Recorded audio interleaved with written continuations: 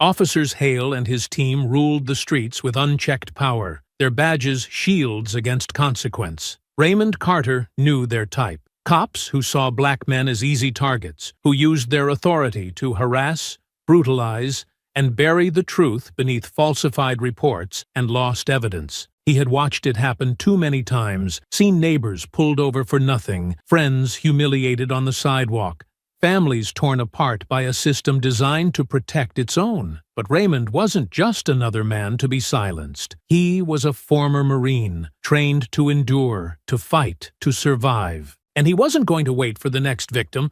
He was going to expose them.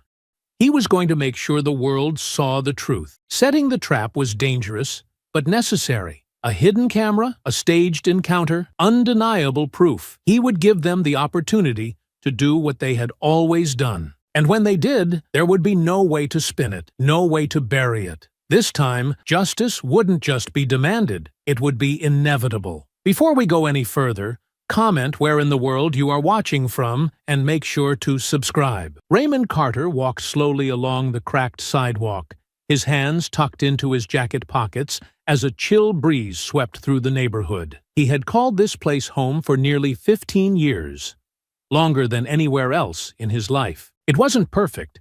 His street had its fair share of boarded-up windows, and the little corner store he used to frequent had closed months ago. But it was still home.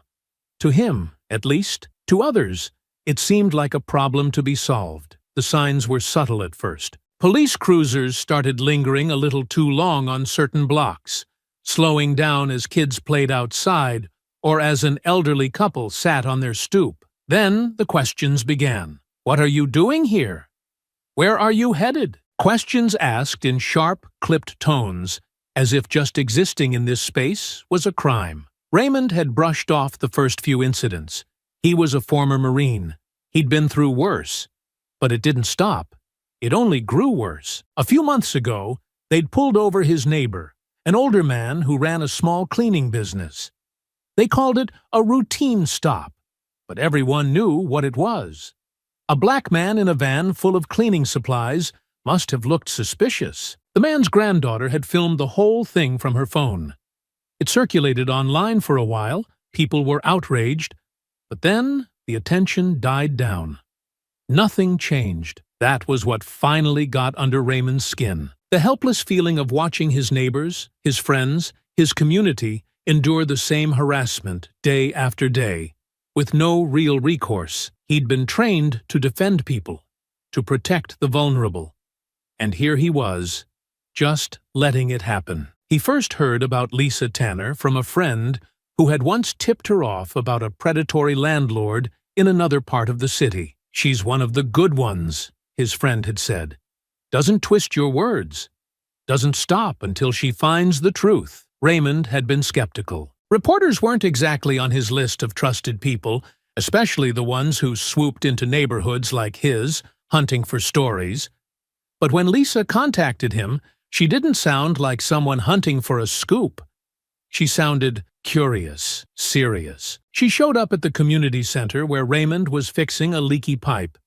A petite woman with sharp features and even sharper eyes, she introduced herself and got straight to the point. I've been hearing about what's happening around here. I think there's a bigger story. Raymond eyed her suspiciously. A bigger story, huh? And what are you going to do with it? Write an article that gets buried in the back pages. I'll do more than write an article, Lisa said firmly. I'll make sure people can't look away. I don't just want to talk about what's going on here. I want to show it. He didn't say yes right away. Over the next week, Lisa kept showing up. She talked to other residents, asked questions, listened more than she spoke. Each time, she came back to Raymond. You're the one who can help me make this happen, she'd tell him. People respect you. They'll see what's really happening if you're the one showing them. Raymond had shaken his head the first few times. I don't need that kind of attention, he'd say. What if it makes things worse? Lisa's response was always the same. What if it makes them better? It wasn't like Raymond to trust reporters, but Lisa's persistence made an impression. She wasn't just passing through. She seemed determined to stay until something changed. By the end of their last conversation, Raymond found himself agreeing. if only because someone had to do it. It was her idea to go undercover. People need to see it, she'd said. Not just hear it, not just read about it. They need to see it happen. Raymond adjusted his jacket and set off down the block. This was it. No turning back. He didn't know what was going to happen, but he knew he couldn't stay silent anymore. Raymond strode toward the upscale neighborhood, each step measured and deliberate. It was a short walk, but the change in scenery came quickly. The boarded-up windows and cracked sidewalks gave way to neatly trimmed hedges and driveways with luxury cars parked in them. He passed a family unloading groceries, their SUV gleaming in the late afternoon sunlight. The mother glanced his way, her smile faltering slightly as her eyes lingered on him. He knew the look well. It wasn't open hostility, but it wasn't warm either. It was that cautious, assessing gaze that hinted at suspicion. He kept moving, forcing himself not to react. This wasn't new. He was here to show the world what happened next. A few blocks in, the neighborhood grew quieter. The only sounds were the faint hum of a lawnmower and the rhythmic swish of sprinklers. Raymond adjusted his jacket slightly, feeling the hidden camera pressing against his chest. He could hear Lisa's voice in his head, reminding him to stay calm and natural. "Afternoon," a middle-aged man said, stepping out onto his porch with a newspaper tucked under his arm. The man's smile was friendly enough, but his gaze lingered a moment too long. Raymond nodded. "Afternoon?" The man tilted his head, his smile wavering. "You live around here?"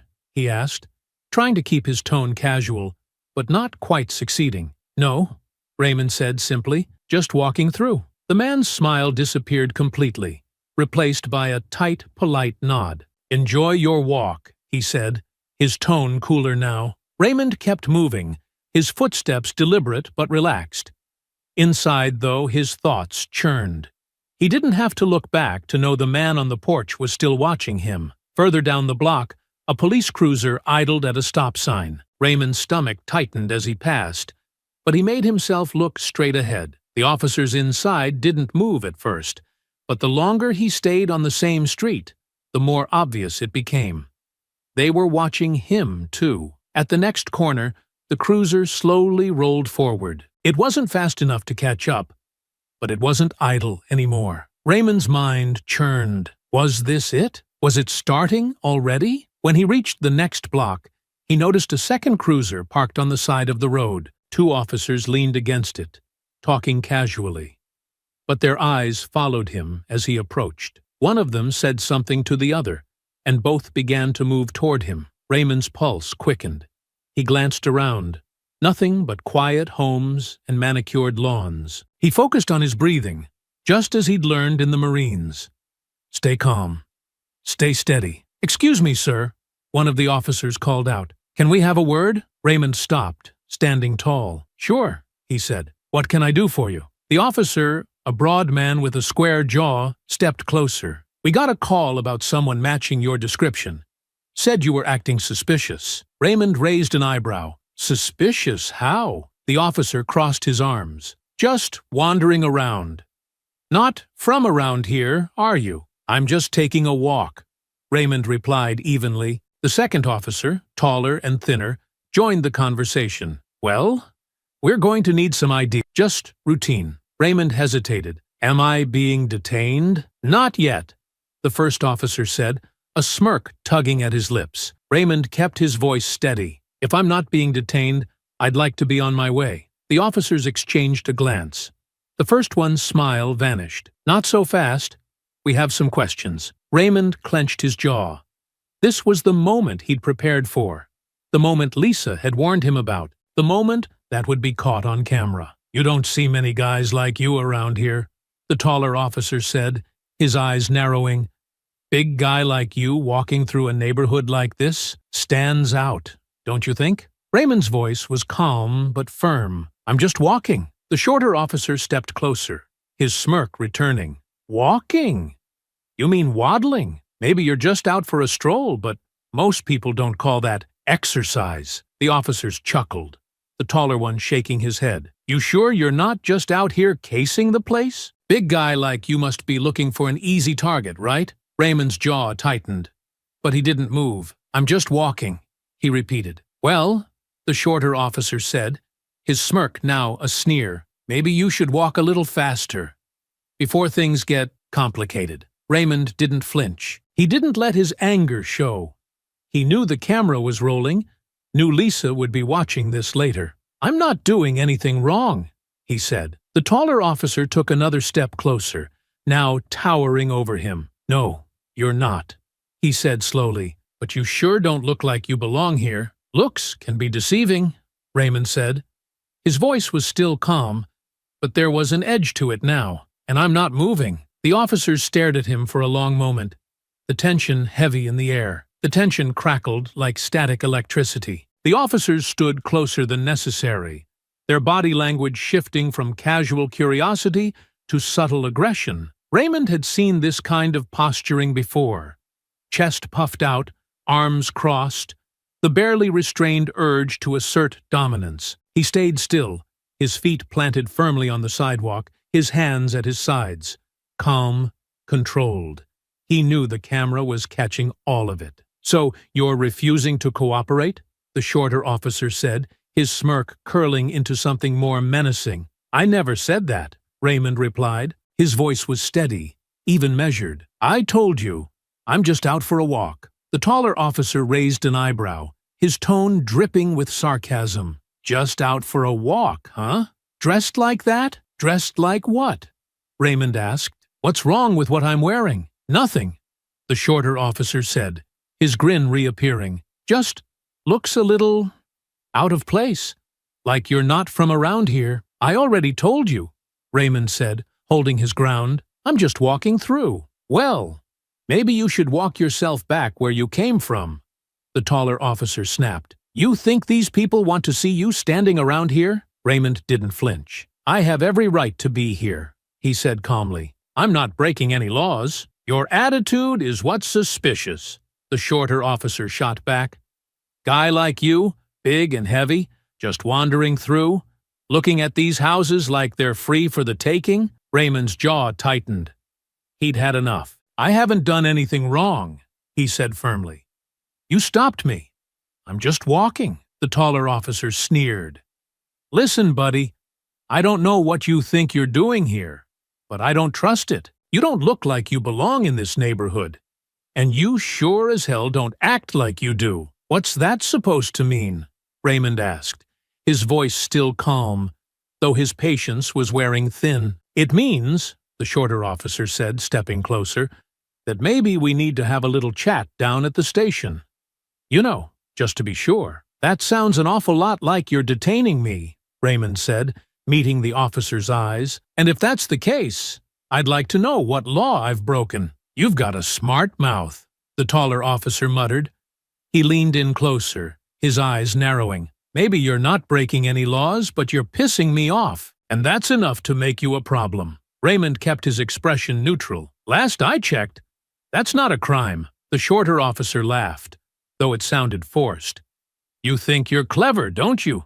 Big, tough guy with all the answers. Let's see how clever you are when we bring you in." "Bring me in for what?" Raymond asked. His voice remained calm, but the edge was sharper now. "I told you what I'm doing. I'm walking through this neighborhood. That's not a crime." "It is when you're casing houses," the taller officer shot back. His tone wasn't sarcastic anymore.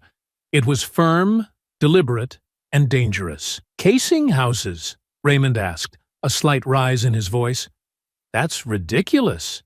I'm just walking." "We've got reports," the shorter officer said, his grin gone now. "A big guy, black, matching your description, going door to door trying to look for easy targets." Raymond narrowed his eyes. "You're lying.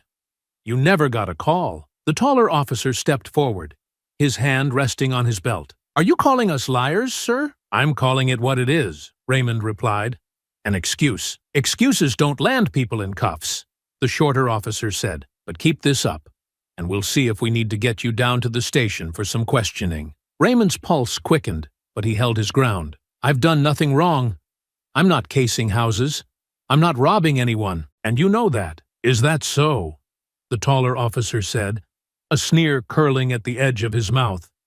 Because, from where I'm standing, it sure looks like you've been hanging around a little too long. And it sure looks like you're looking for something more than just a walk." Raymond took a slow breath, steadying himself. The camera was still rolling, capturing every word, every sneer, every accusation. But he could feel the temperature rising, the air thick with tension. "I'm not robbing anyone," Raymond said again, his voice clear and firm.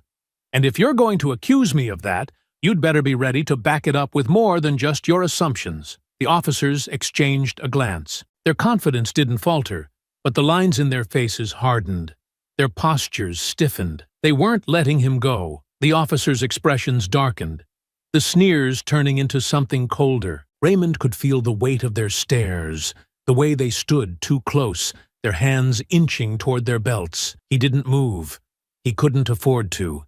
He knew how quickly situations like this could spiral out of control. "You don't seem to understand," the shorter officer said, his voice low and menacing. "You're not just going to walk away from this." Raymond's jaw tightened. "I'm not going anywhere until you tell me exactly what I've done wrong." The taller officer stepped even closer, towering over him. "You've got a smart mouth, don't you? Maybe you're used to talking back to people, but out here, that's not going to fly." "I'm not talking back," Raymond said, his voice steady. "I'm just asking for some clarity." "Clarity?" The shorter officer barked a laugh. "You're in the wrong neighborhood, big man. Clarity's not going to help you here." Raymond stood his ground. "I'm not going to let you intimidate me." That was when it happened. The taller officer's hand shot out, shoving Raymond hard in the chest. It wasn't subtle. It wasn't a light push. It was a full-force attempt to knock him off balance. Raymond staggered back, but didn't fall. His training kicked in, instinctively steadying his stance. "Hey!" Raymond barked, his voice sharper now. "What's your problem?" "My problem is you," the taller officer snapped, stepping forward again. "You think you can just stand here and run your mouth like you're untouchable?" Raymond raised his hands, palms open. "I'm not looking for trouble. I'm just standing here." The shorter officer smirked. "Maybe you should have thought of that before you mouthed off." "Mouthed off?" Raymond repeated, his voice rising. "I'm just asking you why you're stopping me. I'm not threatening anyone. You put hands on me. You're lucky that's all we did." The taller officer snarled, closing the distance again. "Guys like you think you can do whatever you want. Not in this neighborhood." Raymond's heart pounded, but he kept his voice firm. "I don't have to explain myself to you. I'm not doing anything illegal. You've got no reason to be in my face." The words barely left his mouth when the shorter officer reached out, grabbing at his arm. Raymond yanked it back, but the movement escalated the tension in an instant. The taller officer seized the opportunity, reaching for Raymond's jacket collar. They weren't just questioning him now. They were making it physical. "Don't touch me!" Raymond snapped, his voice loud enough to carry. He wasn't shouting, but the command in his tone was impossible to ignore. "Or what?" the shorter officer sneered, his grip tightening. "Or I'll defend myself," Raymond warned. He wasn't bluffing. He knew he couldn't afford to make the first move, but he also knew he wasn't going to let himself be manhandled. The taller officer shoved him again, harder this time. Raymond stumbled back, his shoulder brushing against a nearby lamppost. It was clear now. They wanted a reaction. They wanted him to fight back so they could claim he was the aggressor. But Raymond wasn't going to give them that satisfaction. "I'm warning you," Raymond said, his voice steady despite the adrenaline surging through him. "Let go of me." The shorter officer pulled back for a moment, just long enough to exchange a glance with his partner. Then, without another word, he swung. The punch caught Raymond off guard, glancing off his jaw but not knocking him down. The pain was sharp, sudden, but it also flipped a switch in his mind. He didn't have a choice anymore. They'd started it, and now he had to defend himself. Raymond ducked as the taller officer swung next, the punch missing him by inches. He planted his feet and shoved back, using his size and strength to create space. The officers didn't stop. The shorter one lunged again, and this time Raymond caught his arm and twisted it just enough to make him yelp and let go. "Enough!" Raymond shouted. "I don't want to fight you." The taller officer stepped in again, his face twisted in anger. "Yeah, well, you got one anyway." The fight moved into the street. Raymond kept his movements tight, controlled, not throwing wild punches, but using calculated blocks and counters to keep the officers from overwhelming him. It wasn't a brawl. It was tactical, almost surgical. His military training had taught him how to neutralize threats quickly, but he was holding back. He didn't want to hurt them, even though they clearly had no such hesitation. The taller officer threw another punch, this time connecting with Raymond's shoulder. He staggered, but didn't fall. Instead, he used the momentum to step to the side and deliver a quick, open-handed strike to the officer's forearm, forcing him to drop back. The shorter officer tried to grab him from behind, but Raymond spun, breaking the hold and shoving him away. They kept coming. Every time Raymond deflected one, the other would attack. His breathing was heavy now, each move deliberate but tiring. He wasn't going to go down easily, though. He wasn't going to give them that satisfaction. Raymond's breath came fast and heavy. His muscles tensed as he moved with precision, blocking one officer while bracing for the other. He wasn't trying to win this fight. He was trying to survive it. He had been trained for combat, but this wasn't war. He was fighting two men who had the power to make him the villain, no matter how much he tried to hold back. The taller officer lunged at him again, fists swinging wildly. Raymond ducked, weaving just in time to avoid a direct hit to the face. Instead, the officer's knuckles scraped across his temple, sending a sharp sting through his skull. He clenched his jaw, his instincts screaming at him to strike back.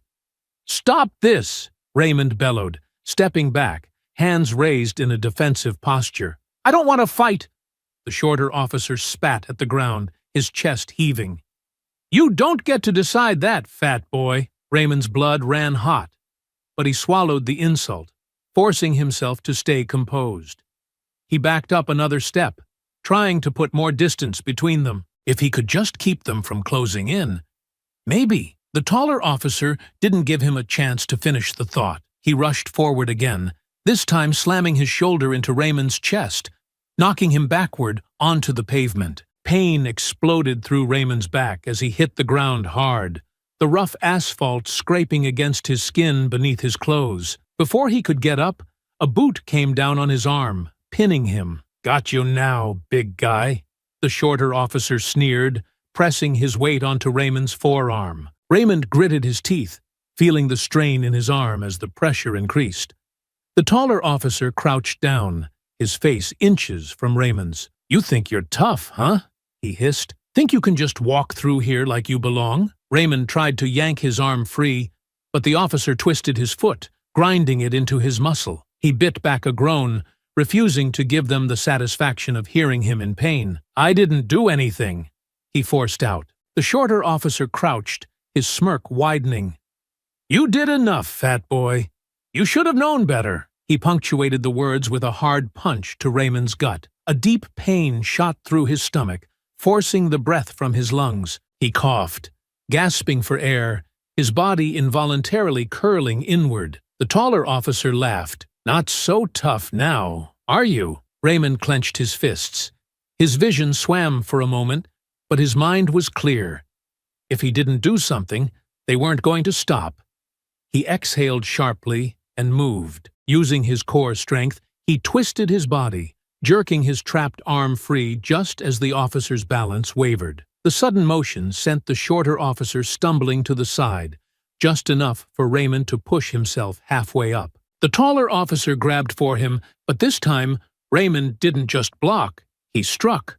A solid elbow to the ribs sent the officer reeling back with a grunt. Raymond surged upward, adrenaline pumping through his veins. The shorter officer rushed him, but Raymond stepped aside, using his opponent's momentum against him. The officer stumbled forward, and Raymond shoved him, sending him sprawling onto the ground. "Stay down!" Raymond growled. His voice was low, commanding. He was still trying to end this without going too far. But the officers weren't done. The taller one came at him again, swinging with full force. This time the punch connected, landing across Raymond's jaw. His head snapped to the side, the taste of blood filling his mouth. The shorter officer recovered, grabbing at Raymond's jacket, yanking hard. Raymond staggered, trying to keep his footing, but they were both on him now. The blows came fast, fists slamming into his ribs, into his arms as he tried to shield himself. They weren't just subduing him, they wanted to hurt him. Another punch caught him in the stomach. Then another. His legs buckled, and he dropped to one knee, gasping for air. The shorter officer grabbed his collar, yanking him up. "Not so big now, huh?" Raymond could barely hear him over the ringing in his ears. His body ached, his vision blurred at the edges. He had tried to hold back, tried to de-escalate, but they weren't stopping. They weren't going to stop. And he had nothing left to give. The baton came down on his shoulder first, a brutal strike that sent a jolt of pain down his arm. He barely had time to register it before another hit slammed into his ribs. He gasped, his body instinctively curling inward. "Still up?" the taller officer snarled. "Let's fix that!" A sharp crack sounded as the baton struck the back of his knee, forcing him fully onto the ground. Raymond coughed, trying to push himself up, but the shorter officer kicked him in the ribs, rolling him onto his back. "You should have just gone home," the shorter officer muttered, before bringing the baton down again, this time against Raymond's side, hard and fast. Pain exploded through his ribs. His breath came in short, shallow gasps. He tried to curl away from the blows, but the taller officer pressed his boot against Raymond's chest, holding him down. "Stop resisting!" the officer barked, his voice mocking. "I'm not—" Raymond's words were cut off as the baton struck his arm again. His vision blurred at the edges, but he held on. Barely. Then came the weight, the combined force of both officers as they wrenched his arms behind his back. His wrists twisted unnaturally, the cold bite of metal snapping around them. The handcuffs dug in hard, too tight, cutting into his skin. Raymond lay there, chest heaving, pain pulsing through every inch of his body. The taller officer leaned down, his breath hot against Raymond's ear. "You should have just walked away." Raymond didn't respond. He didn't trust himself to. He kept his head turned to the side, his cheek pressed into the street. But he wasn't defeated. He wasn't broken. They didn't know it yet. But the whole world was about to see exactly what they had done. Raymond lay still on the pavement, his body aching from the repeated strikes. The cold metal of the cuffs bit into his wrists, his breathing ragged, as the weight of both officers finally lifted off him. His cheek pressed against the rough asphalt, the scent of blood and sweat thick in the air. He didn't fight as they hauled him up, his muscles screaming in protest as they yanked his arms higher than necessary. "On your feet," one of them muttered, pulling him up without care for his injuries. His ribs throbbed with every breath, his legs unsteady beneath him. The world tilted for a moment, but he kept himself upright. The officers led him toward the waiting squad car, the distant murmur of voices from a few onlookers carrying through the air. A couple of people stood on their porches, watching. Some shook their heads. No one intervened. The door opened, and they pushed him inside. The seat was hard and uncomfortable, the partition in front of him smeared with fingerprints from previous arrests. Raymond leaned his head back against the seat, exhaling slowly. His body ached, his mind still racing through the events that led to this moment. Outside, the officers spoke with another who had arrived late. He couldn't hear what they were saying, but he didn't need to. Their body language said enough. Casual, relaxed, it was routine to them. The car pulled away, the flashing lights casting a faint glow against the darkened streets. Raymond stared out the window, watching the quiet neighborhood fade behind them. The roads were empty, the houses still. He wondered how many of them had seen what happened, how many of them had looked away. The ride was silent for a while, the occasional crackle of the radio the only sound. Then one of the officers spoke without turning around. "Long night ahead." Raymond didn't respond. He had nothing to say to them. The station came into view, its harsh lights glaring against the night sky. As they pulled into the lot, he braced himself for what came next.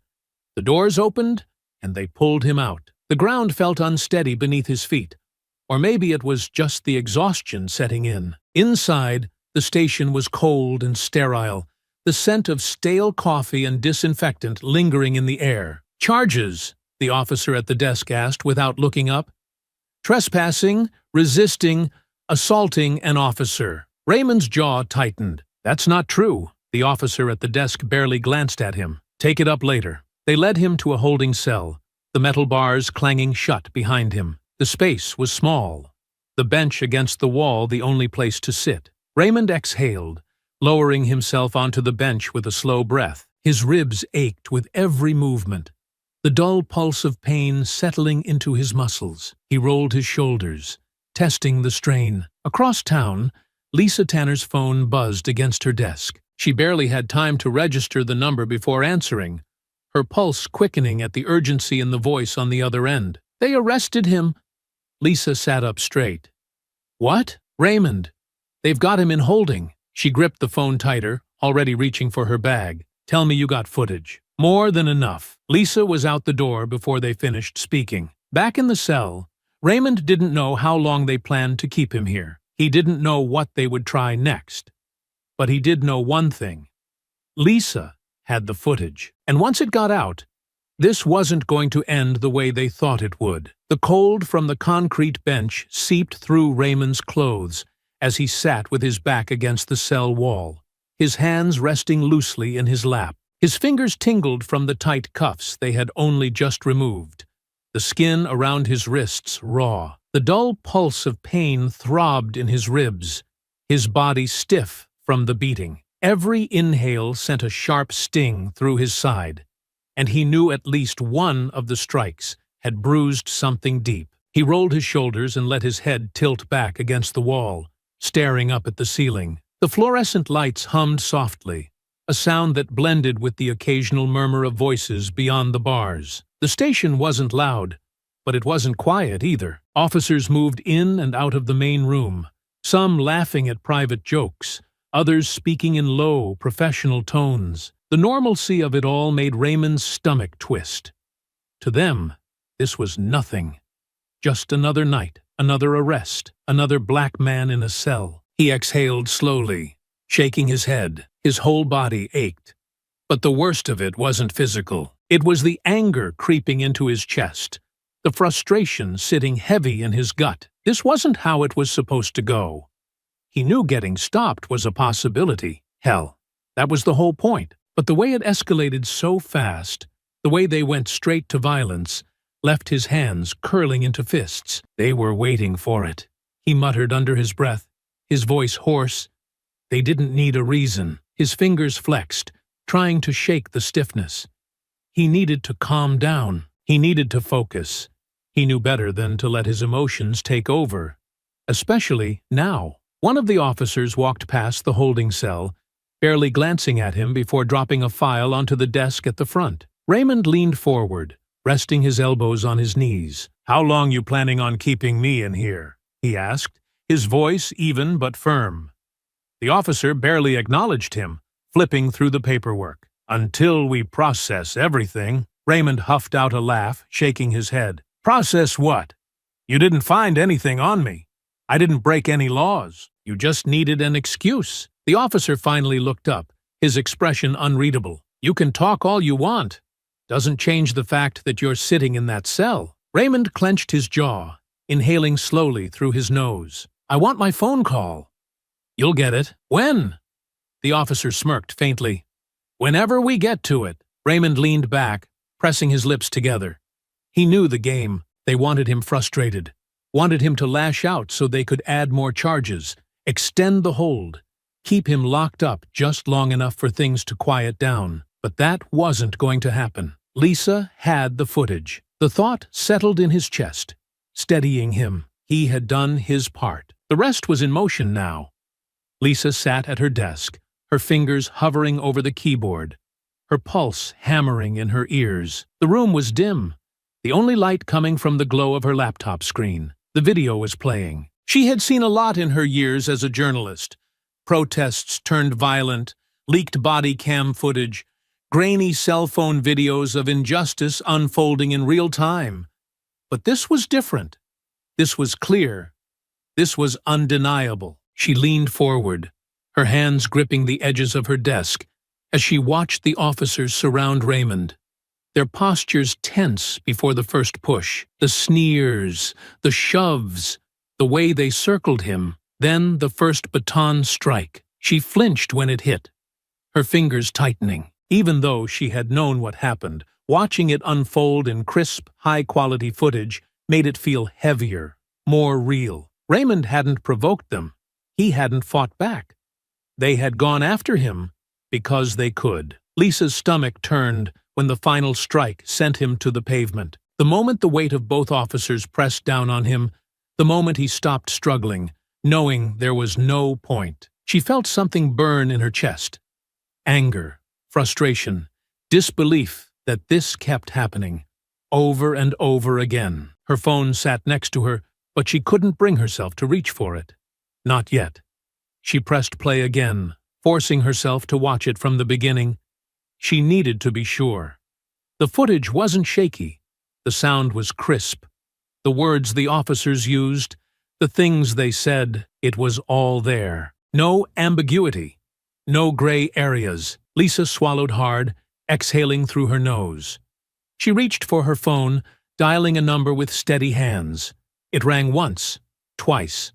Then a voice picked up. "This better be important," her editor said, his voice groggy with sleep. Lisa didn't hesitate. "I have something." Something big. A pause. Then his voice sharpened. How big? She glanced back at the screen, at the frozen image of Raymond on the ground. His face turned toward the camera, blood on his cheek. Big enough to set the city on fire. Raymond sat in the holding cell, his head tilted back against the cold concrete wall, his body aching from the beating. The bruises were setting in now, a deep, throbbing ache in his ribs and arms that made even breathing a chore. He had tried to adjust his position on the hard bench, but there was no comfort here. The fluorescent lights above buzzed faintly, casting a sterile glow over the room. Officers walked past the bars without looking at him, their conversations low and filled with laughter, as if he wasn't even there. The wait was deliberate. He knew it. They were making him sit, making him stew in it, letting the weight of what they had done settle in his bones. They wanted him frustrated. They wanted him angry. But he wasn't going to give them the satisfaction. The only thing keeping him steady was the knowledge that Lisa had the footage. The whole thing. He exhaled sharply, rubbing his wrists where the cuffs had been too tight. He had been in worse situations before. He had survived worse. But this wasn't just about him. This was bigger. And outside, the city was about to find out just how big. Lisa sat in her car, her laptop balanced on the center console, the video queued up on the screen. The unedited footage played from the moment Raymond entered the neighborhood. The entire interaction with the officers captured in crystal clarity. The taunts, the shoves, the first baton strike. There was no room for misinterpretation. She had called her editor, given him the rundown, but she knew this needed to move fast. The longer they waited, the easier it would be for the police to control the narrative. She didn't hesitate. She hit upload. Within minutes, it was out. She pushed open the door, stepping into the cool night air. Her phone buzzed almost instantly. Her editor, reporters she hadn't spoken to in months, community activists already demanding statements. She ignored the calls. The footage would speak for itself. And it did. Across the city, phones vibrated, notifications lit up screens, and people paused in their tracks as the video began spreading like wildfire.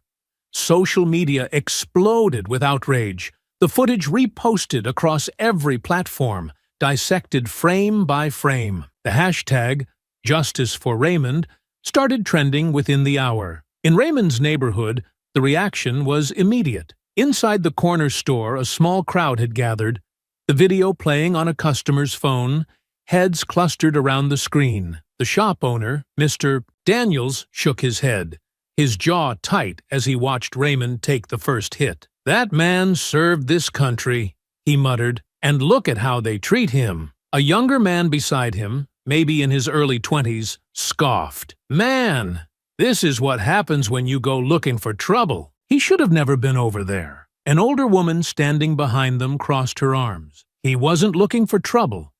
He was trying to prove a point." "And what did it prove?" The younger man shot back.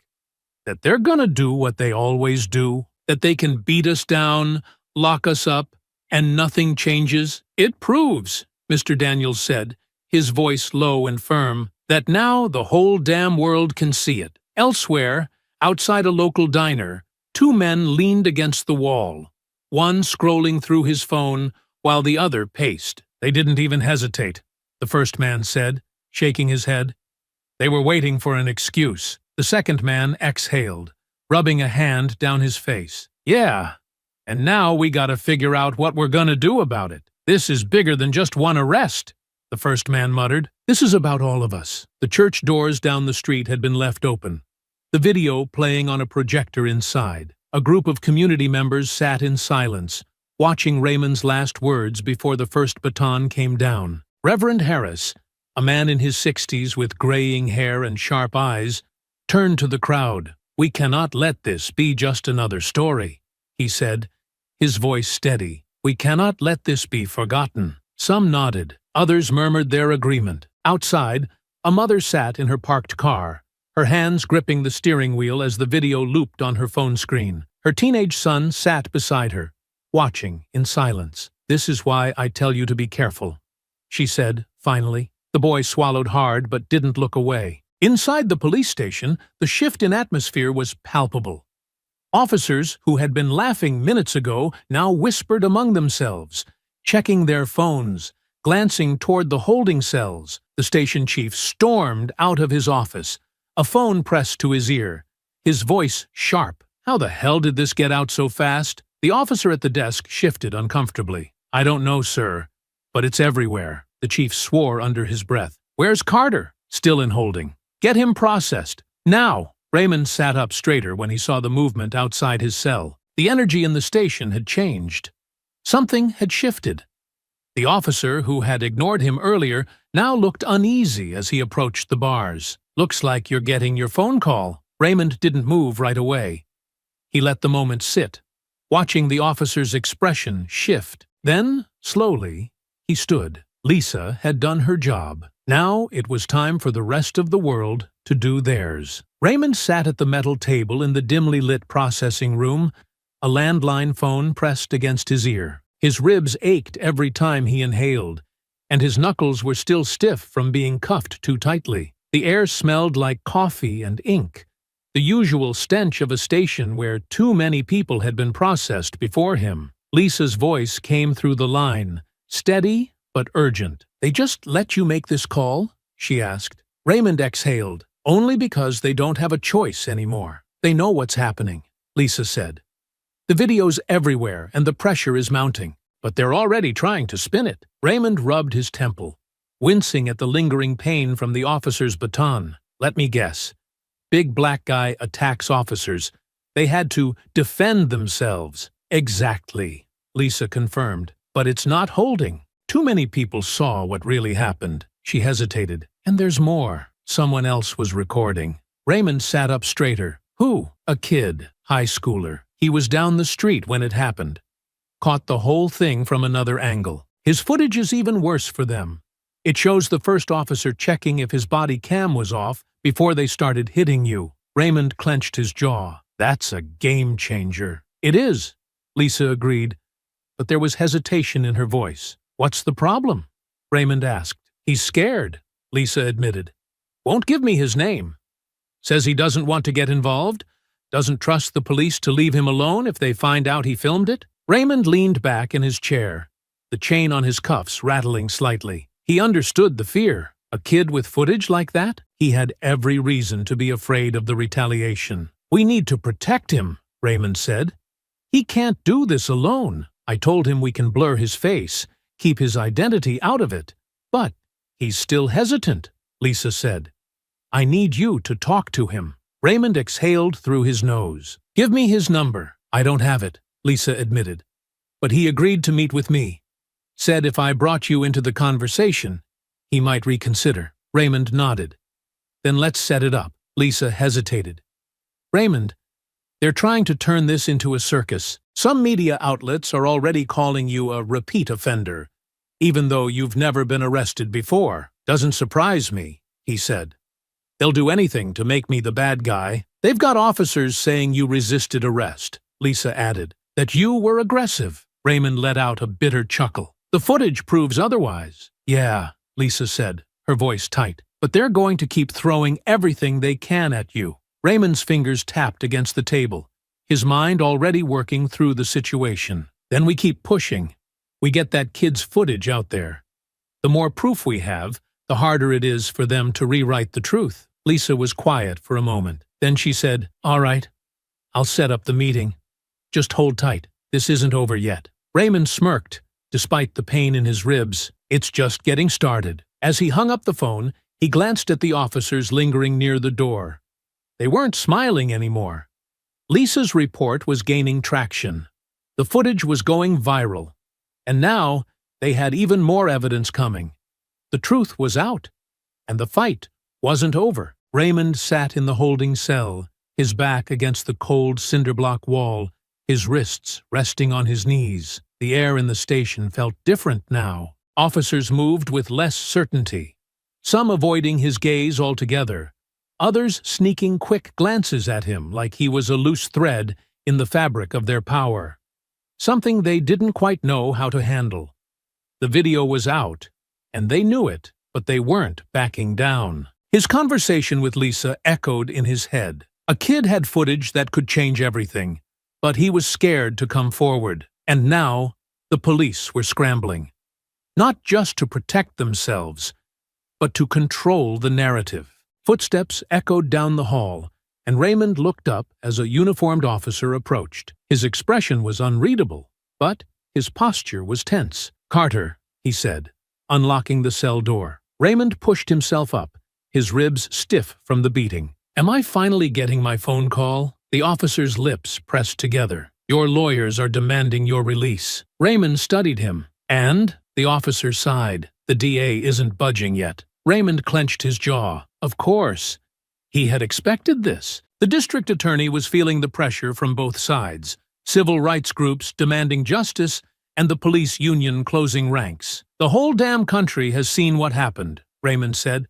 "What exactly is the holdup?" The officer hesitated before answering. "The DA's office is considering additional charges." Raymond let out a slow breath, his fingers curling into fists. "Unbelievable." "They're not dropping this," the officer admitted, shifting uncomfortably. "At least, not yet." A voice from behind made Raymond turn. "They won't, unless they're forced to." Raymond's eyes landed on a man leaning against the far wall. His posture relaxed, but his expression serious. He looked to be in his 50s, with a salt-and-pepper beard and sharp, tired eyes. He wasn't in uniform, but everything about him still read like a cop. Raymond narrowed his gaze. "Who are you?" The man stepped closer. "Darius King. Used to be on the force." Raymond let out a humorless chuckle. "Let me guess. Before things got bad?" King smirked slightly. "Before people had cameras to prove how bad it always was." Raymond studied him. He had the look of someone who had seen too much, who had tried to fight the system from the inside, and lost. "You worked with them?" Raymond asked. "With Hale?" King nodded. "Long enough to see the damage he's done. Long enough to know he doesn't make mistakes. He makes choices, and you were one of them." Raymond exhaled sharply. "So what happened? Why aren't you still wearing a badge?" King's expression darkened. "Because I refused to look the other way." Raymond crossed his arms, wincing slightly at the pain in his ribs. "Didn't work out, did it?" "No," King admitted. "I filed complaints. I pushed back. But the union always had his back. They made sure I was the one who paid the price." Raymond shook his head. "And now you're here. Why?" King glanced at the bars, then back at Raymond. "Because I know exactly how this plays out. Internal Affairs will investigate, but they won't take real action unless the pressure stays on. Meanwhile, the union is already circling the wagons, spinning this into a story about how you resisted. Raymond scoffed. I didn't resist. King gave him a knowing look. Doesn't matter. They'll say you did. They'll dig through your past. Try to find anything they can use against you. If they don't find something, they'll make people believe something was there anyway. Raymond clenched his jaw. I don't have a record. King smirked bitterly. Won't stop them from making you the villain. Raymond took a slow breath, steadying himself. So why are you telling me this? What do you want? I want to help, King said simply. I've been where you are.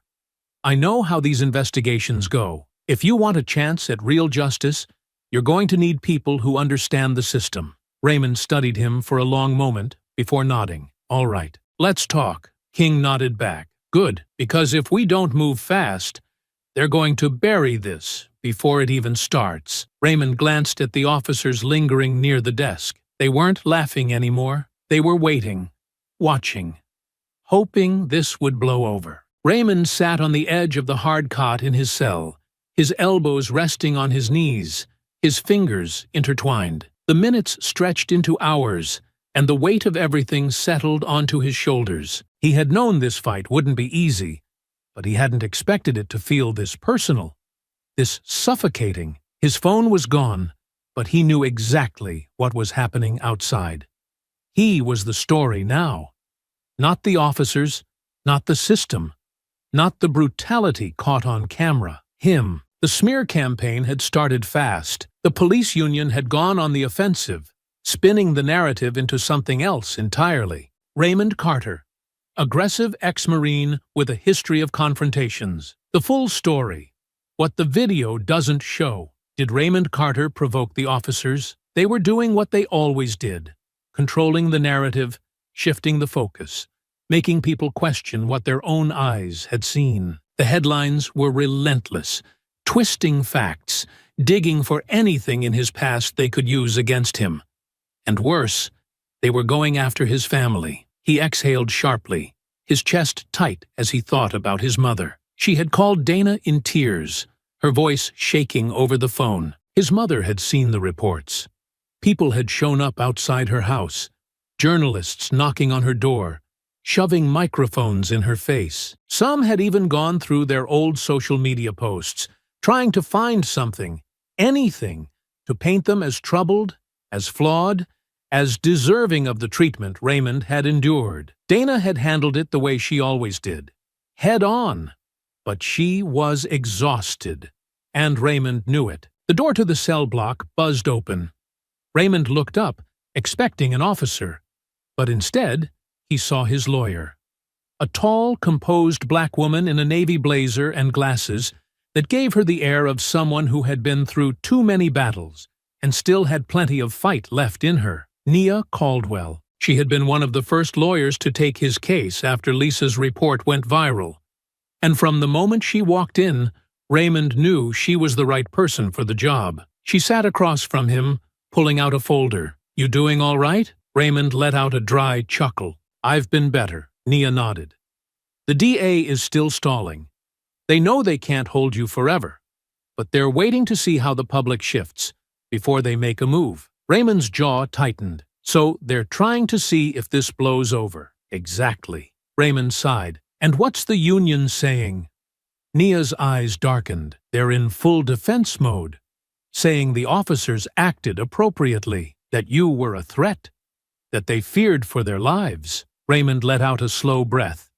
Same script, different name. Pretty much, Nia said. And they're using every connection they have to pressure the DA into keeping you here. Raymond shook his head, the frustration mounting. And my family? Nia hesitated for a moment. It's getting bad. Raymond clenched his fists. I need to see them. I know, she said. I'm working on getting you released, but they're playing games.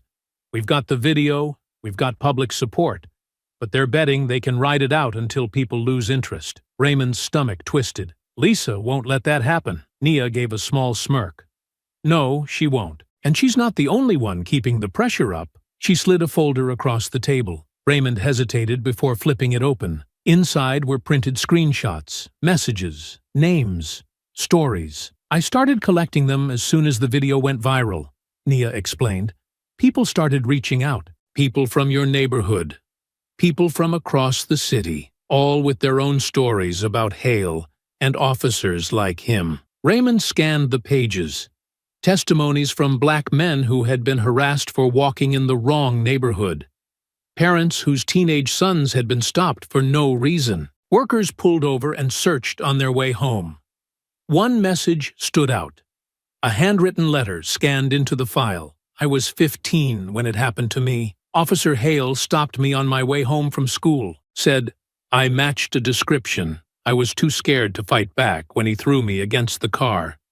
Too scared to tell my mom what really happened, but I see what they did to Raymond, and I can't stay silent anymore. Raymond exhaled sharply, rubbing his temple. They were just waiting for someone to come forward first, Nia said. And now they are. Raymond closed the folder. His ribs still ached. His head was pounding. But for the first time since this all started, something inside him felt stronger. They're not going to bury this, he said. No, Nia agreed. They're not. Raymond leaned back in his chair, his gaze steady. He was still behind bars, still in the thick of it. But outside, the fight was growing. And this time, he wasn't fighting alone. Raymond sat in the holding cell, his arms resting on his knees as he listened to the faint hum of voices beyond the bars. He knew something had changed. The air in the station felt heavier, charged with something different. The officers moved with an unease that hadn't been there before. They weren't laughing. They weren't making casual remarks as they passed by his cell. Because they knew. Internal Affairs was digging. And what they were finding wasn't just about what had happened to him. It was bigger. Raymond heard footsteps approaching. He looked up as Nia Caldwell appeared outside his cell, her face unreadable. The guard unlocked the door, allowing her inside. She took a seat across from him, opening a folder. They're still stalling on your release, she said, her voice calm but edged with frustration. Raymond exhaled sharply. What's the excuse now? They're pretending they need more time to review the full scope of the incident. Nia shook her head, which is ridiculous, because the entire country has already seen what happened. But the good news is, Internal Affairs has started pulling records on Hale's team. Raymond's eyebrows lifted. And? Nia leaned forward. It's bad. Worse than we thought. Multiple excessive force complaints, racial profiling reports, cases that were quietly settled out of court. Hale alone has been accused of misconduct at least 7 times in the last 5 years. But none of it stuck. Raymond's jaw tightened. Why? The same reason it never does. Reports went missing. Witnesses changed their statements. The union stepped in every time things got close to real accountability. Raymond let the information sink in. He had suspected as much. But hearing it confirmed only made his anger simmer hotter. And now? He asked. Nia smirked. Now they can't bury it. Not with all the attention on this case. She flipped through her notes. Lisa's been relentless. Every time the department tries to shift the focus, she counters with more evidence. And it's working. People are pissed. Raymond leaned back against the wall. How bad is it? Nia studied him. Bad enough that they've had to put Hale and his entire team on paid leave. The department is trying to act like it's just procedural, but Internal Affairs is treating it like a real investigation. They're pulling body cam footage, reviewing old cases. This could unravel everything. Raymond nodded slowly. Good. Nia hesitated. There's more. Raymond frowned. What? She sighed. There are protests. All over the city. People are marching outside the station, outside City Hall, even in front of the DA's office. They're demanding your release. But it's not just about you anymore. Other people are coming forward. People who had run-ins with Hale's unit. The city is waking up, and law enforcement doesn't know how to handle it. Raymond's hands clenched into fists. It was working. The truth was coming out. But with that truth came risk. I need to see my family, he said quietly. Nia's expression softened. Dana and your mother have been speaking out. They've done interviews, talked about what this is doing to them. To you. Raymond exhaled, a knot tightening in his chest. His mother was strong, but he knew this was breaking her in ways he couldn't protect her from. "Are they safe?" he asked. Nia nodded. "For now, but they've been harassed. Calls, threats, reporters camping outside their house." Raymond's jaw locked. "They shouldn't have to deal with this." "They know that," Nia said.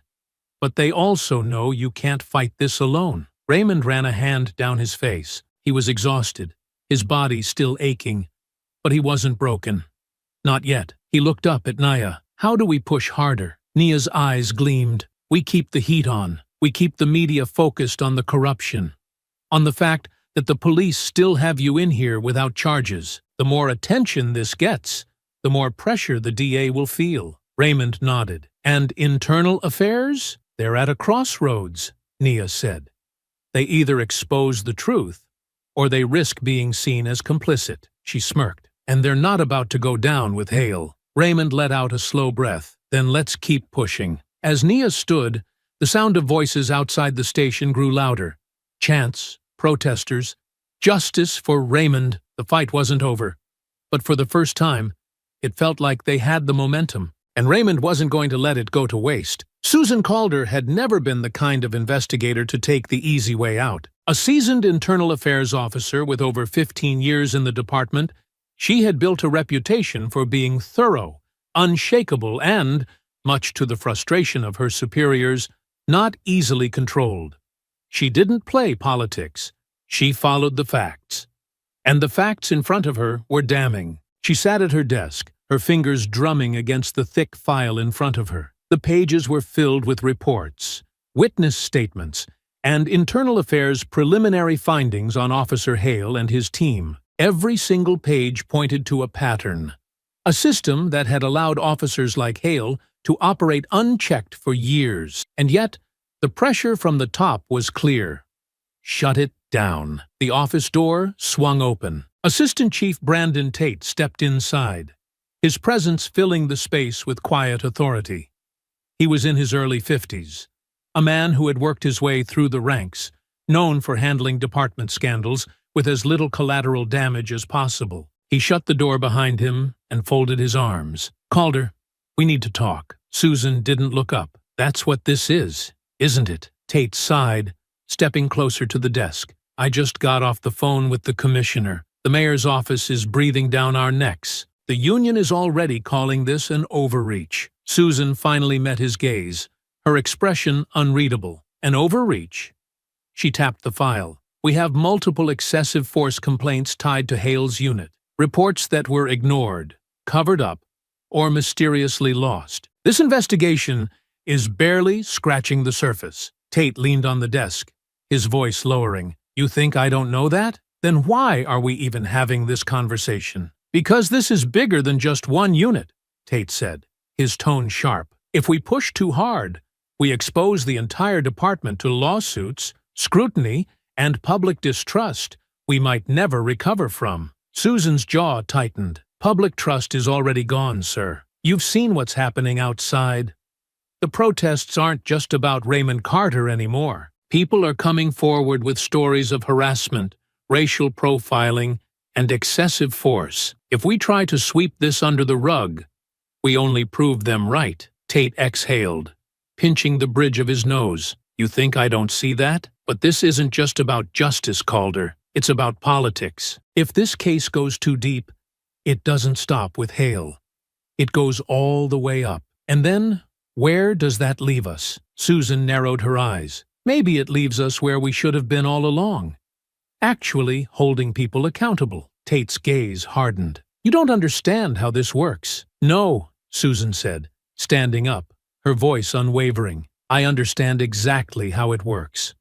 I understand that for years, Hale got away with this because the people in power let him. I understand that if we back down now, we are no better than the officers who looked away while he brutalized people." Tate shook his head, his voice lowering. "If we bury this, the department survives." Susan took a slow breath. "And if we don't, maybe it finally changes." A silence stretched between them.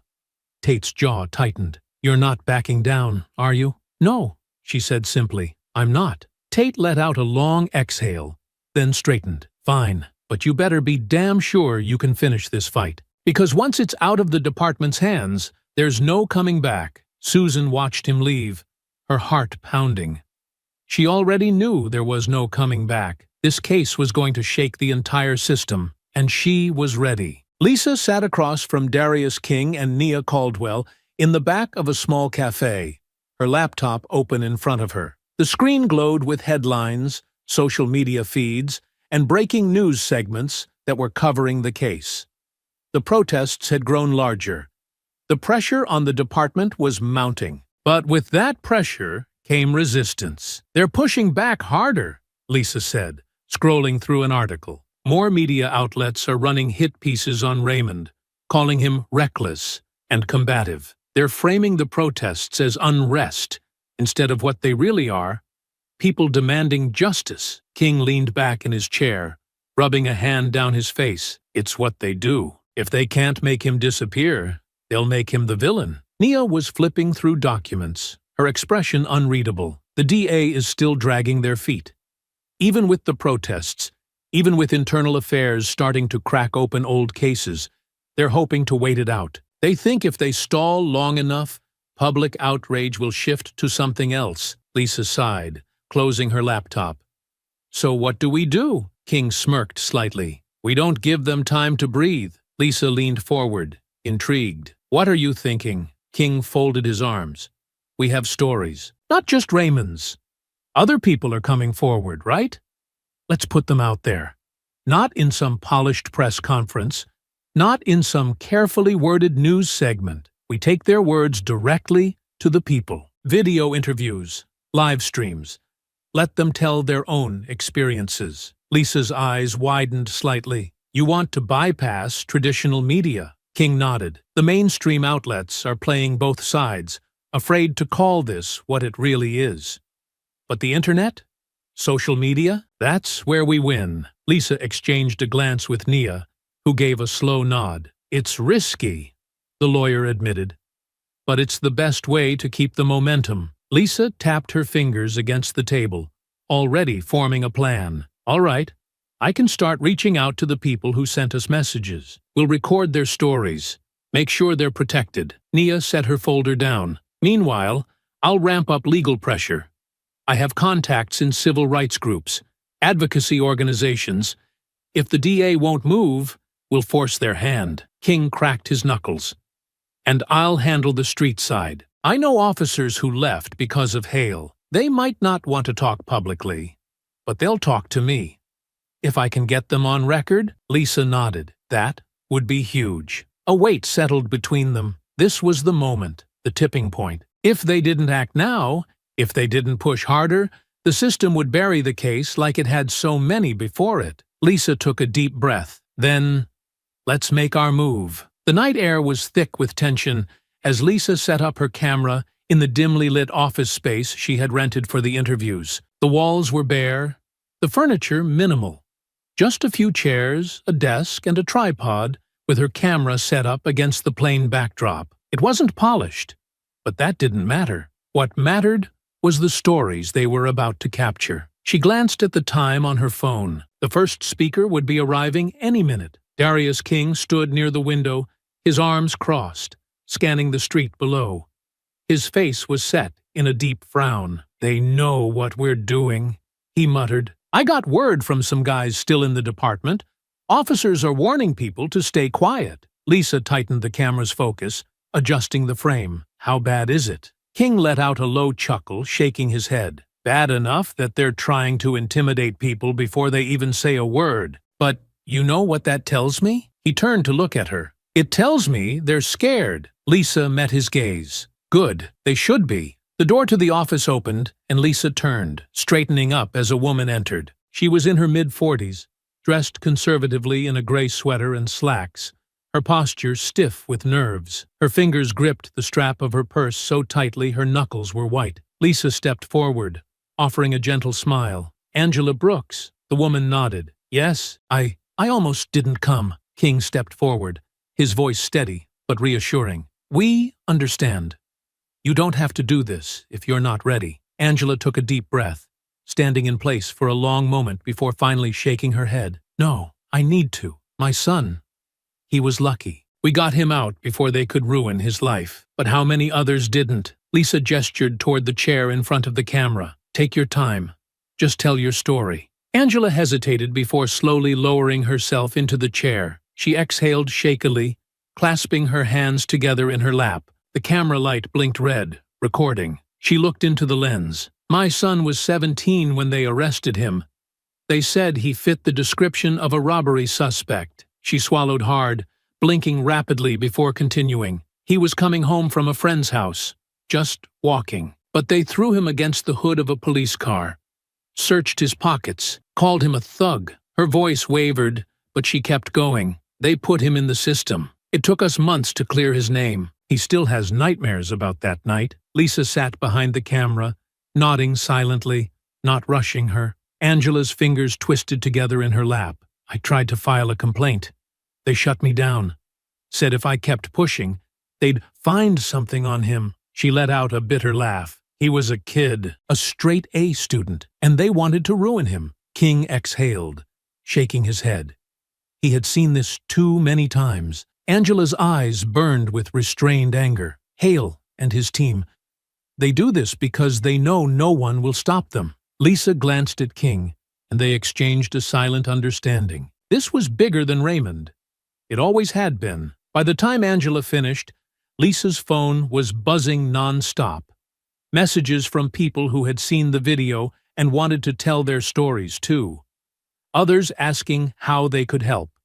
The fight was growing. Meanwhile, across the city, Nia Caldwell sat in a conference room with representatives from several civil rights organizations. The energy in the room was tense, but determined. We have momentum, one of the activists said, setting a stack of petitions onto the table. People are rallying behind Raymond's case, but we need to push harder. The DA is stalling because they think this will die down, Nia said, flipping through her notes. We need to show them that it won't. One of the lawyers, an older man with graying hair, nodded. We've already filed motions demanding an expedited review of Raymond Carter's case.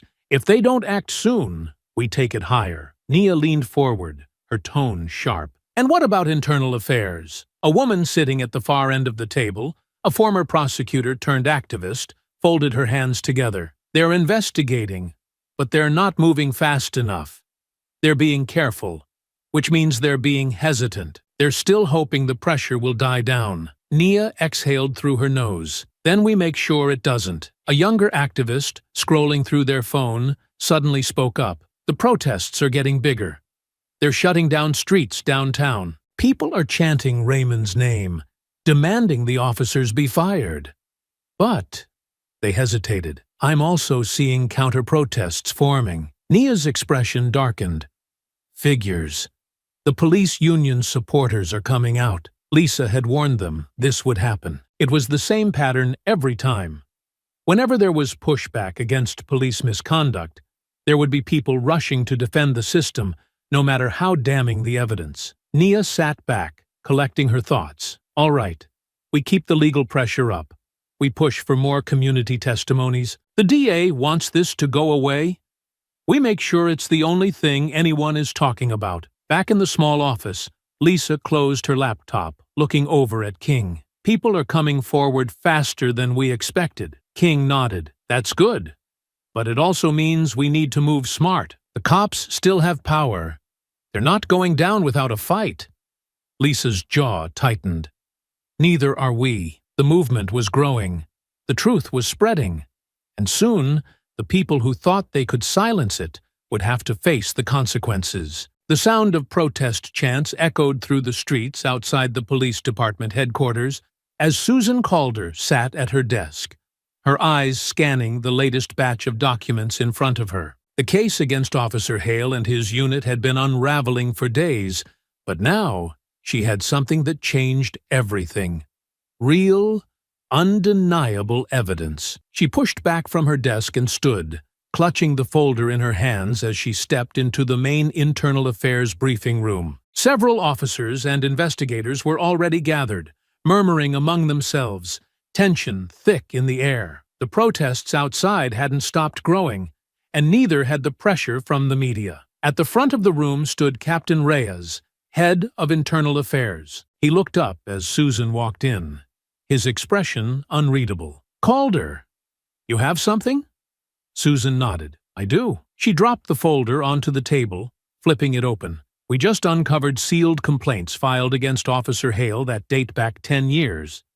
Some were formally dismissed, but others, they were conveniently lost before reaching disciplinary hearings." The murmurs in the room grew louder. Reyes frowned, flipping through the documents. "How did we not know about this before?" Susan's jaw clenched.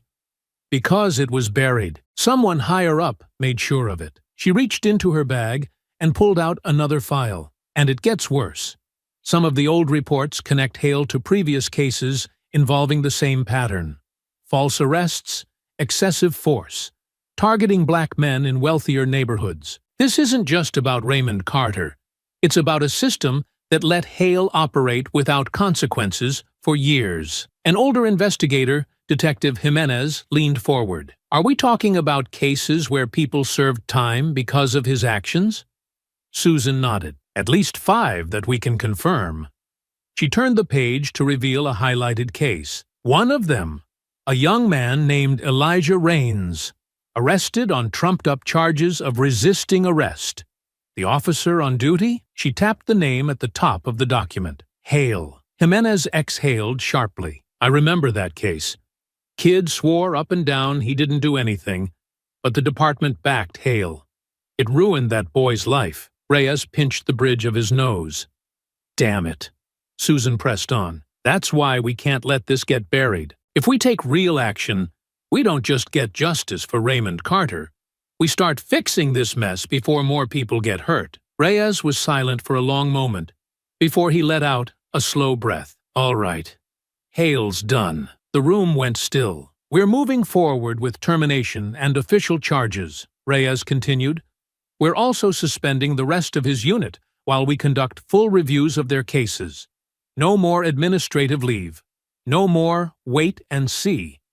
We do this by the book." Susan nodded, but she wasn't done. "That's not enough." Reyes looked at her, brow raised. "Excuse me? If we stop at Hale, we're just cutting off a limb while the disease is still spreading," Susan said firmly. "Someone covered for him. Someone protected him for 10 years. She looked around the room. "You want to regain public trust? Start holding the people at the top accountable, too." A few of the investigators exchanged uneasy glances. They all knew what she meant. Reyes hesitated, but then he nodded. "Fine. You keep digging. Find out how deep this goes." Susan met his gaze. "I will." The protest chants outside grew louder. The department's internal email system buzzed with official notices. Officer Hale, terminated. Officer Grant, suspended pending review. Officer Daniels, suspended. Officer Phillips, under investigation. The department wasn't just taking action against Hale. His entire unit was under fire. Inside the precinct, officers whispered among themselves, some shocked, others furious. A few of Hale's supporters grumbled about betrayal. Others, those who had been forced to work alongside him, silently packed up their desks, knowing their time was coming too. Hale himself sat in a small, windowless conference room, his badge and gun already confiscated. A representative from the police union sat next to him, stone-faced, while across the table, Captain Reyes read the official charges aloud. Hale's face was unreadable, but his hands were clenched into fists under the table. "This is a joke," he muttered. "You're making me a scapegoat." Reyes didn't flinch. "No, we're holding you accountable." The door opened, and 2 officers stepped inside. "Officer Hale, you are officially under arrest." Hale's jaw tightened, but he didn't resist as the cuffs snapped around his wrists. For the first time in his career, he was on the other side of the law. And this time, no one was going to cover for him. Susan watched from her office window as Hale was led out the back entrance of the precinct. His face was set, his shoulders stiff, but this time, there were no cameras to spin the story in his favor. A small satisfaction settled in her chest, but she knew this was just the beginning. She turned back to her desk, flipping open a new file. Hale wasn't the last. There were more. And She was going to take down every last one of them. The city felt different now. For years, the community had whispered about the things that happened in the shadows, the sudden stops, the unnecessary searches, the way certain officers seemed untouchable. But now, for the first time, those whispers had become shouts. Word spread fast. Officer Hale and his entire unit were gone. Not just suspended, not reassigned, gone. Their names stripped from the precinct roster, their badges taken, their faces on the news not as law enforcement, but as criminals, and the city celebrated. At first, it was small gatherings, neighbors stepping onto porches, exchanging looks that said, "Finally." Then it grew. People poured into the streets, not in anger, not in protest, but in relief. Outside the precinct, a crowd formed, not with signs of frustration, but with voices lifted in victory. "You hear that?" an older man said, standing with his arms crossed as he looked up at the police station. "That's silence. No more of them out here, doing whatever they want." A group of teenagers, who had grown up knowing to avoid certain streets when Hale was on duty, stood with their heads high. One of them, a boy barely 16, wiped at his eyes before shaking his head. "I thought they were untouchable. They wanted us to think that," his mother said, resting a hand on his shoulder. "They wanted all of us to think that. But now, they had proof that the badge wasn't a shield against consequences." Across town, in the neighborhoods that had suffered the most under Hale's watch, music played from open windows. Families gathered on sidewalks, not just talking about what had happened, but about what came next. People who had once been too afraid to speak up shared their stories openly. They weren't just angry anymore. They weren't just mourning lost time, lost years, lost lives. They were hopeful. Inside the police department, it was a different story. The officers who had once moved through the halls with certainty now walked in silence. The ones who had laughed at the complaints, who had looked the other way, who had told themselves they were just doing their jobs, they didn't speak now. They didn't make eye contact with each other because Hale was gone, and so were the people who had protected him. The weight of it settled in. A young officer, fresh to the force, passed by an older detective and muttered, "I never thought they'd actually—" The detective cut him off with a look. Neither did they. It wasn't just Hale's reputation that had crumbled. It was the entire illusion that officers like him would always get away with it. Captain Reyes watched it all unfold from his office window. He could hear the voices outside, the sound of a community that had won. His gut twisted, not with anger, not even with frustration, with regret. He had known. Maybe not every detail, maybe not every name, but he had known enough, and he hadn't stopped it. Susan Calder stepped into the room behind him. He didn't turn to look at her. She didn't speak right away, just let the weight of the silence settle before saying, "It didn't have to take this long." Reyes let out a slow breath. "I know." Susan moved beside him, looking out at the celebration happening just beyond the glass. "They're not done," she said. "This is just the beginning." Reyes nodded slowly. "Yeah." He looked down at the files still on his desk, the cases being reopened, the names that were still under investigation. The people who had let this happen weren't done answering for it. Outside, the celebration carried on. But it wasn't just about what had been torn down. It was about what came next. Raymond Carter had been their first victory, but he wouldn't be their last. The news spread faster than anyone could have expected. Every major media outlet ran the headline across their screens, and within minutes, it was plastered across social media, lighting up the city with a sense of justice that had long felt impossible. The district attorney had dropped all charges against Raymond Carter. It was official. After weeks of public outcry, relentless legal pressure, and the overwhelming weight of evidence exposing the corruption within Hale's unit, the state had no choice but to back down. Inside his holding cell, Raymond sat still, absorbing the magnitude of what had just happened. The walls around him had always felt cold and unmovable, a place where time stretched endlessly, where freedom felt distant, no matter how close it truly was. But now, something was different. The voices outside, the low hum of movement within the precinct, the shifting energy in the air.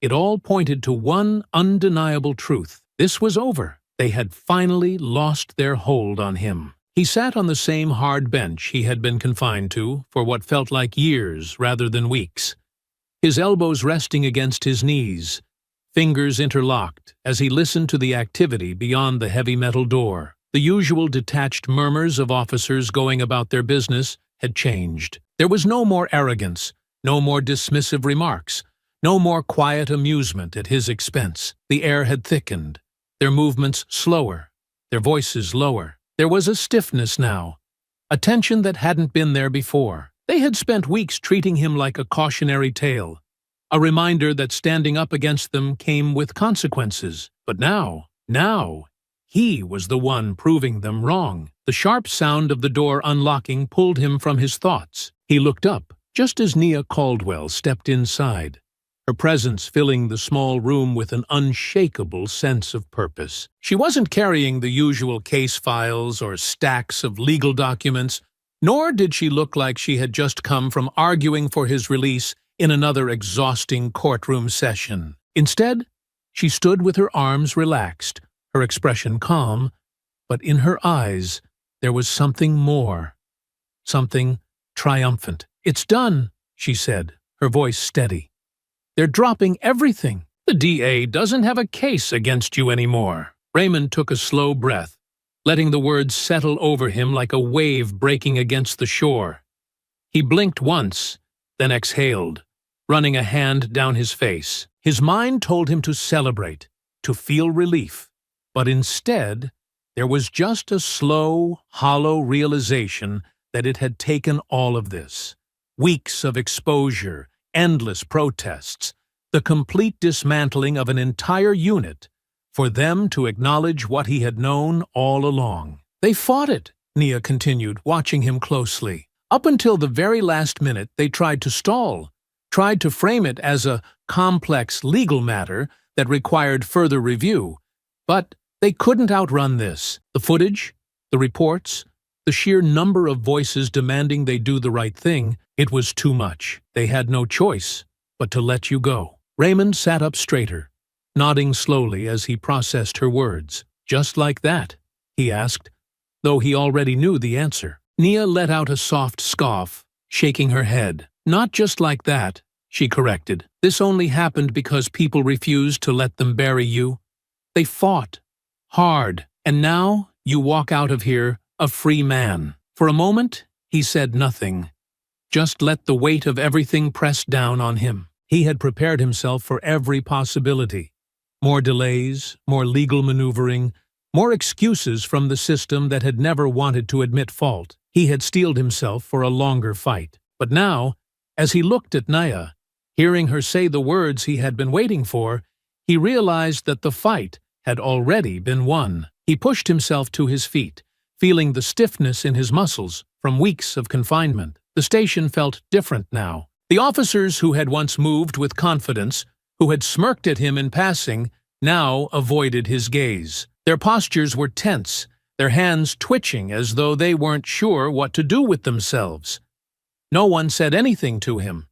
No one challenged his presence. For the first time, they were the ones who looked unsure. Outside, the world was waiting.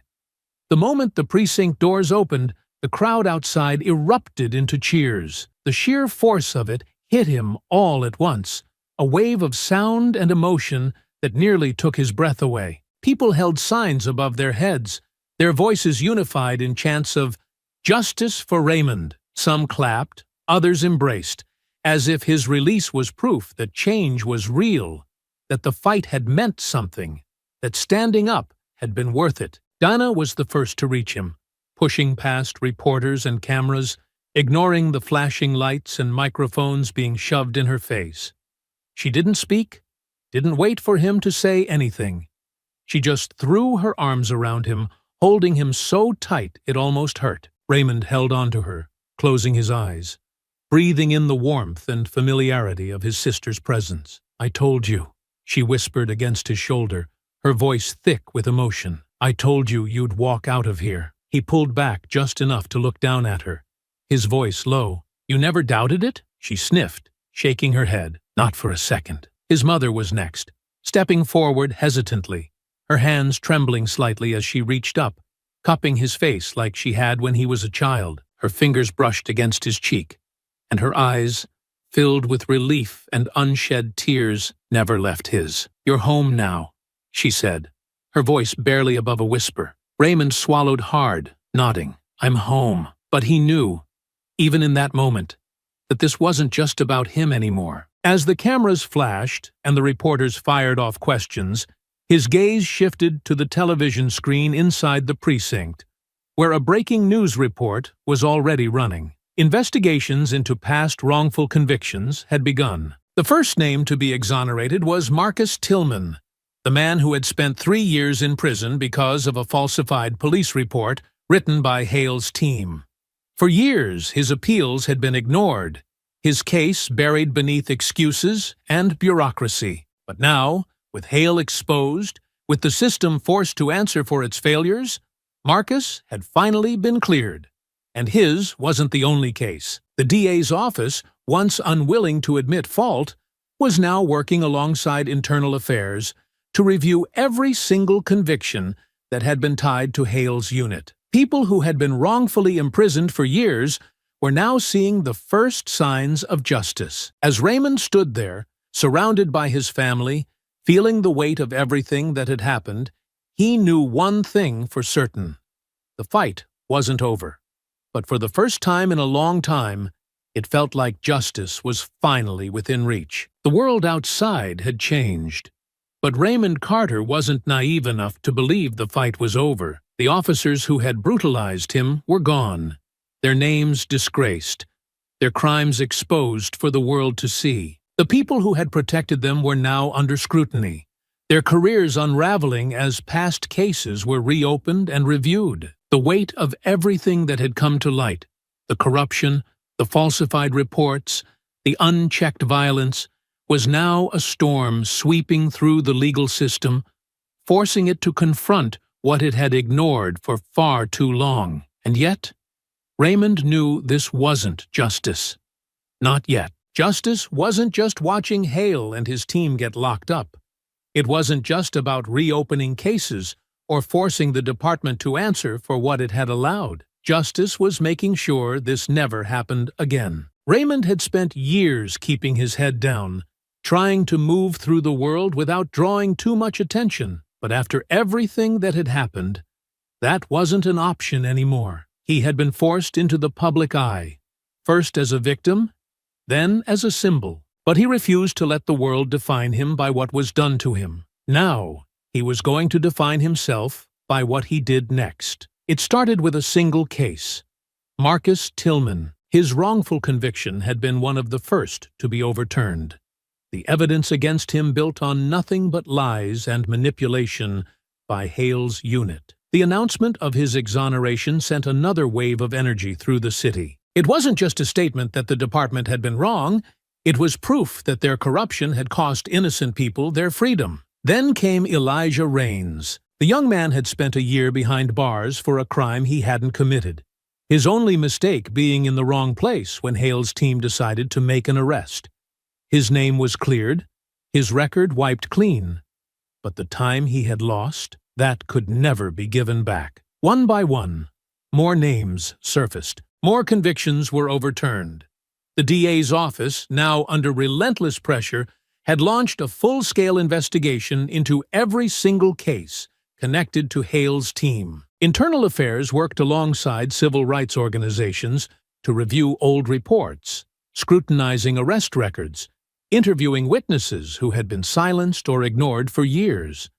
And the more they looked, the worse it got. The city had been built on a lie, on the idea that officers like Hale had been cleaning up the streets, when, in reality, they had been creating the very crimes they claimed to be fighting. They had destroyed lives with fabricated charges, beaten confessions out of innocent men, planted evidence when the truth wasn't convenient. And now, for the first time, those lies were being ripped apart. Raymond could have walked away. He could have taken his exoneration, taken his settlement, and disappeared into a quiet life, away from the cameras, away from the endless cycle of fighting a system designed to protect itself. But after everything he had seen, after everything that had been revealed, how could he? He didn't ask to be a leader. He didn't ask to be the face of a movement. But the moment he stepped out of that cell, the moment he looked into the eyes of the people who had fought for him, who had refused to let his story be buried, he knew he had a responsibility. So, he stepped forward. With every interview, every press conference, every conversation with lawmakers and activists, Raymond refused to let the world forget what had happened. He spoke about accountability, about the names that still hadn't been cleared, about the people who were still sitting in cells for crimes they never committed. He pushed for policy changes, meeting with civil rights groups, attending city hall meetings, using the attention that had been forced onto him to demand something real, something lasting. He refused to be just another headline, a moment of outrage before the world moved on to something else. He wanted change, real, tangible change. The kind that meant no one else had to go through what he did. With the pressure mounting, the city had no choice but to act. A new civilian oversight board was established, tasked with investigating claims of police misconduct. For the first time, officers would no longer be allowed to police themselves. Mandatory body cameras were enforced. No more malfunctions, no more lost footage when it mattered most. The police union, desperate to protect what little power it had left, fought back, claiming the reforms were an attack on law enforcement. But the public wasn't listening.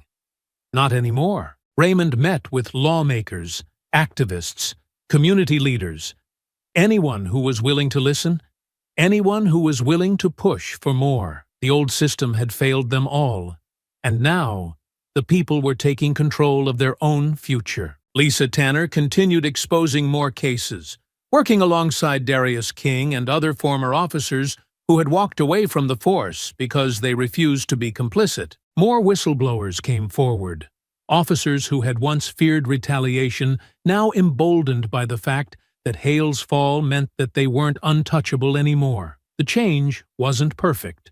The fight wasn't over. But for the first time, it wasn't impossible. As the months passed, Raymond found himself standing in front of a crowd, looking out at the faces of people who had been there since the beginning. They weren't just here for him anymore. They were here for each other, for every name that had been wrongfully taken, for every person who had been silenced, beaten, erased by the system. "This isn't just about one man," Raymond said, his voice steady, his presence commanding. "It's about all of us." The crowd erupted in agreement, the energy palpable, the momentum still alive. And as he looked at them, as he saw the fire in their eyes, the determination in their voices, he knew this was where he was meant to be. Raymond Carter had been thrown into this fight, but now, he chose it. Because as long as injustice remained, as long as power went unchecked, as long as people were still fighting to be heard, he wasn't backing down, and neither was anyone else. The indictment came swiftly, faster than anyone expected. The pressure had been mounting for weeks, fueled by relentless public scrutiny and the growing wave of exonerations that had shattered what little credibility the department had left. There was no escaping it now. Hale and his entire unit were officially facing federal charges. The courtroom was packed, every seat filled with people who had been waiting years for this moment. The courtroom was packed, every seat filled with people who had been waiting years for this moment. The air was thick with anticipation as the charges were read aloud. Civil rights violations, obstruction of justice, excessive force, conspiracy. Each count was another nail in the coffin of a man who had once terrorized the very people he had sworn to protect. Hale sat at the defense table, his posture rigid, his jaw tight. The arrogance was gone. The unwavering confidence that had carried him through years of misconduct had finally cracked under the weight of undeniable truth. His hands, once so quick to reach for a baton, now trembled slightly as he clasped them together. His attorneys argued that he had simply been doing his job, that the pressure of the streets demanded force, that he was being unfairly targeted in a politically motivated case. But their words rang hollow in a room filled with victims who had spent years trying to be heard. The prosecution wasted no time dismantling the facade. They presented body camera footage that had been lost until Internal Affairs recovered it.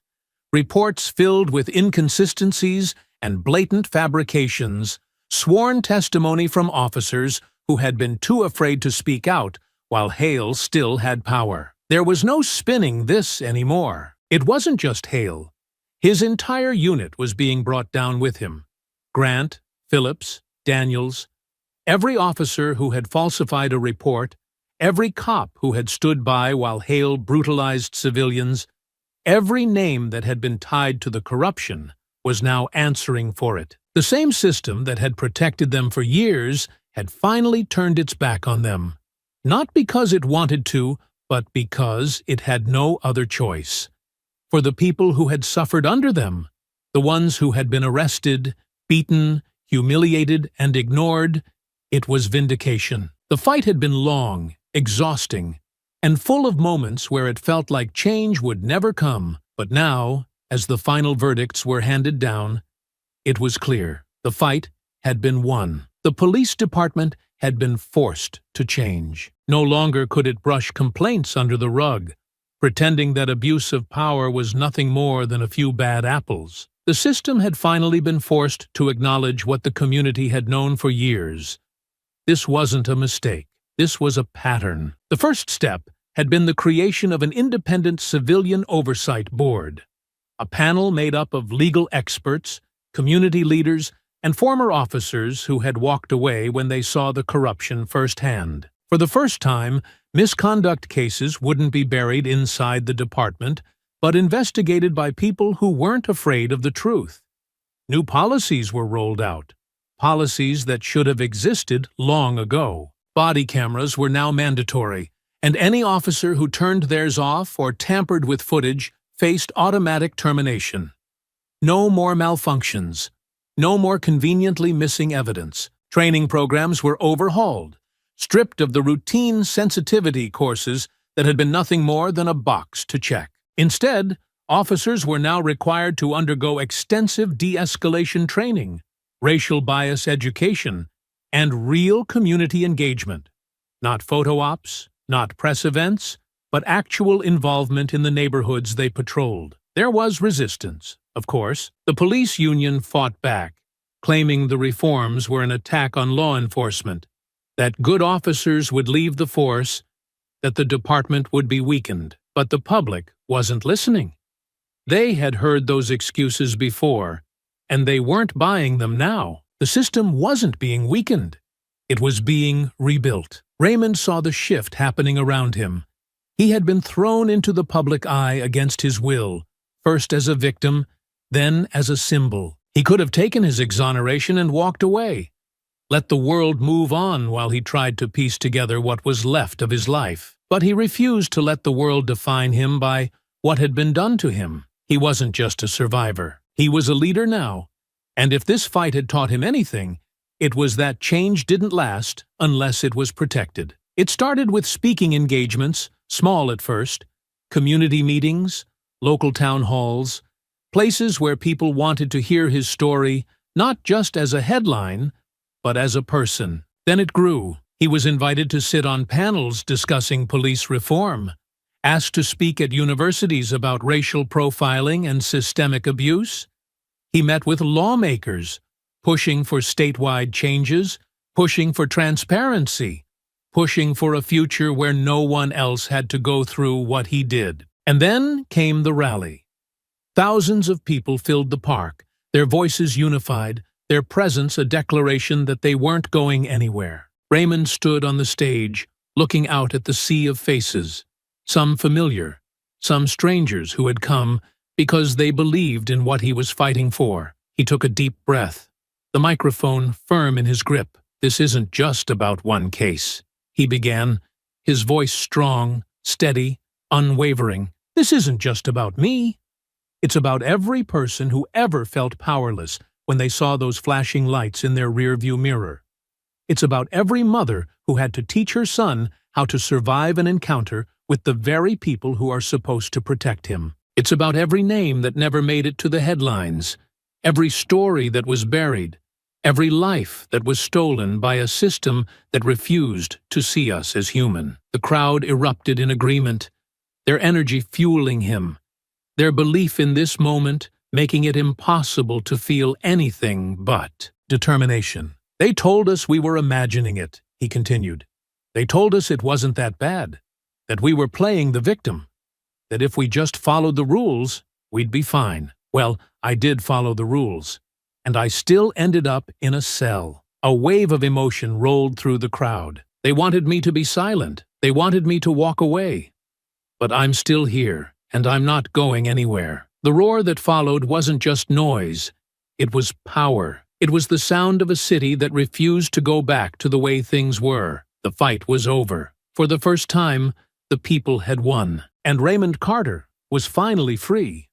Raymond Carter walked through his neighborhood, the place that had shaped him, the streets where he had once been just another black man, moving through a world that didn't always make space for him. The air was crisp, the late afternoon sun casting long shadows across the pavement. The familiar scent of grilled food drifted from a few houses down, the laughter of children echoing from a yard where they played without a care. Everything looked the same, yet it felt different. For the first time in a long time, he wasn't looking over his shoulder. There was no police cruiser creeping along the curb, no wary stares from neighbors who had grown accustomed to the presence of officers prowling for an excuse to stop someone who looked like him. The tension that had once settled over these streets like a fog had begun to lift, little by little, day by day. As he walked past the corner store, a place he had stopped going to after Hale's unit started making a habit of harassing people there,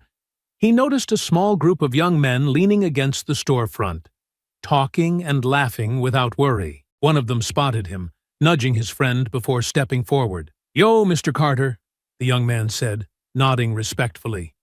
"It's good to see you out here." Raymond stopped, offering a small nod. "It's good to be out here." Another one, barely out of his teens, adjusted his cap. "You really did it, man. You took 'em down." Raymond shook his head. "We did it, all of us." The group murmured in agreement, the weight of his words settling over them. They had all seen the footage, heard the stories, felt the shift in the air when Hale and his team were finally removed. It wasn't just about one man. It was about a community that had refused to back down. A city that had chosen to fight instead of surrender. One of the young men stepped forward, a little hesitant, before extending his hand. "I just want to say thank you." Raymond took it, shaking firmly. "Don't thank me. Just make sure this never happens again." The young man nodded. "That's the plan." As Raymond continued down the block, he passed familiar faces. Ms. Hendricks, who used to sit on her stoop every evening but had stopped when the streets felt too dangerous. She was back now, rocking gently in her chair, a small smile appearing as their eyes met. "Raymond!" she called out, her voice warm. "You walking different now," he chuckled. "Yes, I am." A little farther down, kids rode their bikes up and down the sidewalk, their laughter ringing through the air, unbothered by fear or the possibility of being stopped for nothing. Their freedom felt real now, not just something that came with conditions. Raymond turned onto his own street, where his mother's house stood just as it always had, the porch light flickering on as the sun dipped lower. Dana was already outside, leaning against the railing, waiting for him like she had been since the day he came home. She smirked. "Took your time, huh?" Raymond shrugged.